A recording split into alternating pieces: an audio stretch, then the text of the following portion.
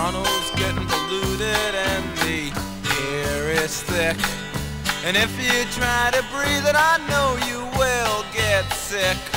We've got lots of factories with giant machines, and if you get too close, they'll carry you out in a limousine. So I'm gonna move out to Newfoundland where the air is clean, and everyone wears strange clothes and you think it's Halloween, where no one believes in drugs because they're bad for your head. And if you try to sell them some, you'll end up dead. I'm gonna stay in the city where the air is thick.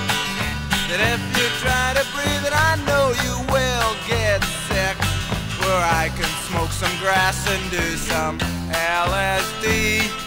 And when I run out of that, I'll probably get some STP. Oh, I'm gonna stay in the city. I can get anything I need. And if I don't feel like sleeping, I'll probably do a hit of speed, where I can stay wasted and play in a rock and roll band. I'm gonna stay in the city. Toronto, the smog-filled city.